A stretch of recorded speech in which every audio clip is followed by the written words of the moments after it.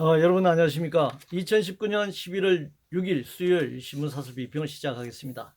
먼저 학교 서열화 관련된 사설입니다. 문화일보는 수월성 고교의 대학 합격률 우세는 당연한 현상이다라는 제목의 사설에서 국가적 교육 경쟁력을 위해서도 더 육성해야 한다. 경쟁 결과에 따른 고교 서열화도 자연스러운 일이다 이렇게 주장했습니다. 매우 심각한 관점의 사설입니다. 이는 소수의 승자와 다수의 패자를 만드는 교육입니다. 이런 식의 서열화 교육은 다수를 평생 패배자라는 낙인을 찍는 존엄과 인권을 짓밟는 일입니다. 이런 학교라면 당장 폐지돼야 합니다. 획일적인 암기식 교과 내용으로 시험을 치게 한 뒤 줄을 세우는 것은 일종의 국가 폭력이라고 할 수 있습니다. 인간은 각자 존엄을 가지고 태어납니다. 무한한 가능성을 가진 존재입니다. 각자의 가능성을 개발해 주는 것이 교육이고 학교여야 합니다. 그럼에도 불구하고 그 다양한 창의성을 다 묵살해버리고 획일적인 국가가 필요한 오늘날 자본주의 사회가 필요한 상품과 같은 노동력을 획일적인 노동력을 생산해내기 위한 빵틀에 다 집어넣어서 콩깍지 안에 큰 콩과 작은 콩으로 구분지어 결국 평생 낙인을 찍는 이것이야말로 존엄과 인권을 짓밟고 창의성을 묵살하는 죽은 학교다. 잘못된 교육이다. 이렇게 얘기할 수 있습니다. 안보 관련해서 조선일보는 이 정부 안보는 노선에 앞서 기본 지식 부족이 문제다라는 제목의 사설에서 북한이 이동식 발사대로 ICBM을 발사할 수 있느냐 여부를 놓고 국정원장과 안보실장의 입장 차이, 전술핵과 전략에 대한 구분할 수 없는 관료들, 핵폐기, 핵동결 개념에 대해서도 혼란을 겪는 이 관료들에 대해서 비판하고 있습니다. 기본 지식보다 대북 정보력의 취약이 근본적인 이유가 아닌가 이렇게 생각해 봅니다. 한미 동맹에만 의지하고 전시작 정권은 미국에 내맡겨 둔 채 미국 무기만을 전적으로 구입해 온 그런 결과 아닌가. 소위 자주국방을 말하면서도 자주국방의 기초가 부족하고 결과적으로 대북 정보력이 취약한 결과에 처해 있는 그것이 더 중요한 문제 아닌가 이렇게 생각합니다. 군사 정보력이든 뭐든 아무리 전문가라고 하더라도 새로운 지식은 계속 습득돼야 합니다. 또 개념은 전력과 전술에 따라 새롭게 정의될 수도 있습니다. 북핵 폐기만 하더라도 북미 간 협상 내용과 진전에 따라 그 범위와 개념이 변동하고 있다는 것을 우리는 목도하고 있습니다. 공간 관련해서 조선일보는 대법원이 법규 어기고 원장 공간 사치 부끄러운 줄을 알까. 동아일보는 예산 전용에 대법원장 공간 호화 리모델링한 사법부의 탈법을 비판하고 있는데요.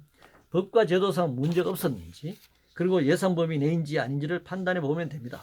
법을 위반했다면 관련자를 처벌해야 하고 예산을 초과했다면 구상권을 청구해야 합니다. 경제 관련해서 조선일보는 경제 침체 원인 날씨 탓, 해외 탓, 이제는 한국 땅 탓하고 있다. 매일경신문은 반환점 도는 문재인 정부 경제성장 제이커브 그릴 전략 다시 짜라라는 제목의 사설에서 경제 활성화, 법안 입법화, 법인세율 인하, 상법과 공정거래법 개정, 노동시장 이원화를 주장하고 있습니다. 문화일보는 혈세 퍼부어 2% 성장 깨에 맞추겠다는 문정부 억지라는 제목의 사설에서 지난해 실질 국내 총생산이 1807조 7395억 원에서를 고려할 때 정부 지출로 1조 8천억 원 정도의 소비 효과만 더 만들어내면 1.9%를 2.0%로 올릴 수 있기 때문에 결국 재정 지출을 통해서 2% 성장을 유지하는, 사실 이 내용은 실질적으로 민간 부분의 성장을 보면 제로 성장이다 이런 주장을 지금 하고 있는 것이죠. 경제 침체 원인을 전현 정권 서력에 전가하는 것은 한계가 있습니다. 경제 정책의 흐름에서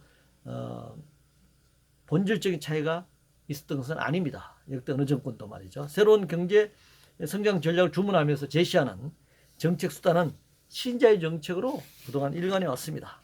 이는 자본의 이형 극대화한 논리일 뿐입니다. 저성장 시기에는 경기 부양을 통한 성장을 끌어올리는 것보다는 빈부격차와 양극화를 해소할 분배 정책에 더 치중하는 것이 옳다라고 생각합니다. 빈곤으로 인한 자살자가 속출하는 현실을 외면하고서 경제 성장 운운할 수 없습니다. 대북 정책 관련해서 중앙일보는 북한 올인을 멈춰야 외교 문제 풀린다라는 제목을 사설해서 문재인 정부 반환점 D-4 두 번째로 외교 안보에 다루고 있는데 주변국과의 갈등도 북한 일변도 탓이다. 임기 내 끝장 보겠다는 생각 버려야 한다. 이렇게 주장했는데요. 한반도를 둘러싼 주변 강대국들의 이해관계나 남북 간 체제의 차이 등을 감안할 때 단시간에 남북 문제 해결을 통한 통일로 나아가기는 어렵다고 생각합니다. 인내가 필요합니다. 따라서 한미 동맹에만 의지할 것이 아니라 남북 간 신뢰를 구축하는 노력을 더 펼쳐나가야 한다. 이렇게 생각합니다. 시민단체 관련해서 중앙일보는 관변단체 자초한 참여연대 정관 예우 멈추라 라고 주장하고 있는데요. 시민운동가들이 너무 많이 권력으로 들어간 탓에 시민단체 활동에 한계가 드러나고 있습니다. 그럴수록 시민운동, 시민단체가 살아남기 위해서는 본래의 모습으로 돌아가서 정부 비판 기능을 다해야 한다. 비판 기능을 상실한 순간 권력의 그런 이중대 역할을 할 수밖에 없을 것이다. 이렇게 생각합니다. 한일 관계 관련해서 동아일보는 대화 필요성 공감한 한일, 이제 갈등 해법 본격 논의해야 한다. 이렇게 주장했는데요. 대화의 내용이 문제죠. 한일 정부 보호 협정을 유지하는 것으로 대화를 재개해서는 안 됩니다. 경제 보복이든 경제 전쟁이든 분업화된 세계경제, 한일 경제 관계 속에서 서로 경제 문제가 단절될 수 없다라고 하는 현실이 확인되었습니다. 결국 한일 관계가 이렇게 된 근본 원인에서 출발해야 합니다. 과거사 문제입니다. 그것이 현재 문제를 만들었고 미래로 나가는 데 있어서 발목을 잡고 있습니다. 과거 문제를 해결해야 합니다. 가해 국가인 일본이 이제 답할 차례다 이렇게 생각합니다. 자유한국당 관련해서 동아일보는 친황 구시대 일색 플래카드만 쇄신인 한국당 총선기획단이라고 비판하고 있는데요. 당의 지향, 인적 쇄신, 정당 민주주의 등등 어느 것 하나 제대로 해결될 기미가 보이지 않습니다. 자체적으로 해결이 가능할지 의문스럽습니다. 영내 포괄적 경제 동반자 협정 관련해서 한국경제신문은 세계 최대 FTA, RCEP 영내 포괄적 경제 동반자 협정인데요. 이것이 타결되었습니다. 경제 영토 더 넓힐 기회다.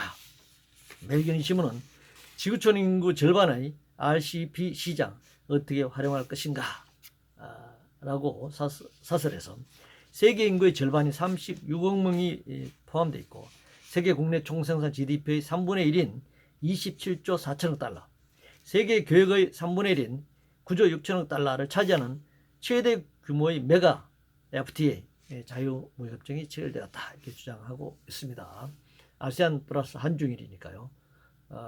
인도는 지금은 이번에 참여하지 않았지만 주에 참여할 것으로 예상한다면 세계에서 가장 큰 FTA다 이렇게 얘기할 수 있습니다.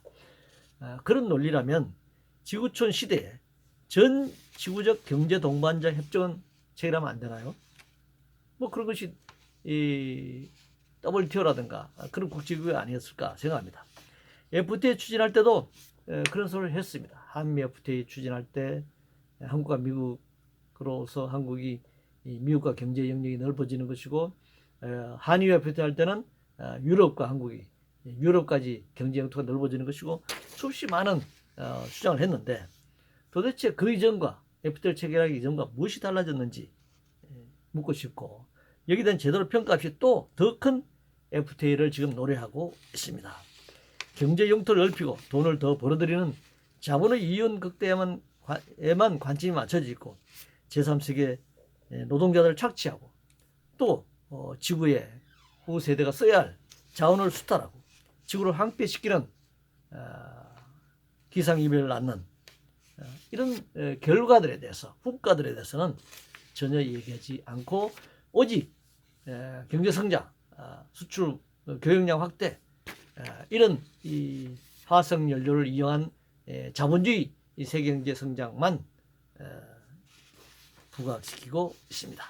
금융 관련해서 한국경제신문은 부동산 비대막을 대책, 경제활력 통한 자금 선순환에서 찾아야 한다 이렇게 주장하고 있는데요. 부동산 비대화는 부동산 투기 수단인 돈, 즉 금융의 비대화의 결과물입니다. 사실은 이 부동산 비대화는 현상이고 그 본질은 금융의 비대화다 이렇게 얘기할 수 있습니다. 버블화된 돈이 투기처로 그 집으로 찾아든 것이죠. 비대화된 금융 규제가 필요한 이유입니다. 아울러 이 집을 투기적 상품으로 거래하지 못하도록 주택의 공개념을 도입해서 정주 공간으로서 제도화된 그런 주택 공개념을 만들고 1가구 1주택과 고가 주택에 대한 강력한 보유세를 매김으로써 주택에 대한 투기를 원천적으로 봉쇄해야 한다 생각합니다. 기업 관련 산경신문은 기업 성악설 편견이 경제 자해 정책을 쏟아내고 있다는 제목의 사설에서 공정위 일감 몰아주기 지침 원님 재판식 규제될 수 있다. 기업 억제기, 투자 일자리 감소와 성장률 저하로 이어진다. 기업 기 살려 투자 활성화해야 경제 살아날 수 있다. 이렇게 주장하고 있습니다. 기업도 어떤 형태의 기업행위에 따라 달라질 수 있습니다. 노동 착취와 소비 수탈을 통해 이윤을 남기는가 아닌가에 따라 달라집니다. 기업이 이윤을 올리는 것을 목적으로 본다면 성선설이 될 것이고 기업이 노동 착취를 통해 이윤을 극대화하는 관점에서 본다면 성악설이 기초가 될 것입니다. 기업이 있어야 노동자가 일자리가 있다고 생각할 것인가 아니면 노동자와 소비자가 있어야 기업이 존재할 수 있다고 생각할 것인가 이건 보는 관점에 따라서 다를 수가 있습니다. 일자리 관련해서 문화일보는 그냥 쉰다 2030 세대 비중 확대 국가 미래 암울하다라는 제목의 사설에서 지난 8월 기준으로 쉬었음이라고 답변한 인구가 217만 3천 명으로 전년 동월 대비 34만 9천 명이나 늘어났다. 실업자가 늘어났다는 얘기입니다. 그냥 쉬는 것이 아니라 제대로 된 일자리가 없기 때문에 쉴 수밖에 없는 상황입니다. 고용이 불안정하고 또 임금이 너무 낮고 노동 조건이 열악하고 이런 여러 가지 조건들이 구직자와 또 노동자를 필요로 하는 기업 사이에서 미스매칭이 일어나는 것이죠. 이는 무조건 문제다. 일하기 싫어서 직장 구하지 않는다. 이렇게만 말할 수는 없는 것입니다. 저성장 시대이고 소위 4차 산업혁명이 진행되는 상황에서 청장년들의 눈높이에 맞는 일자리가 그렇게 많지 않다. 따라서 양질의 일자리에 장시간 일하고 있는 노동자들, 과로와 과로사가 빈발하고 있는 이런 상황에서 52시간 이상을 강요할 것이 아니라 법정 노동시간, 주 40시간 이하로 노동시간을 단축함으로써 장시간 노동 강요가 아닌 노동시간을 단축하고 일자를 나누며 실업을 줄이고 그리고 여가와 그런 여유를 갖는 건강을 유지하면서 창의성을 발휘할 수 있는 그런 사회를 만들어야 한다 이렇게 생각합니다. 이상으로 2019년 11월 6일 수요일 신문사설 비평을 모두 마치겠습니다.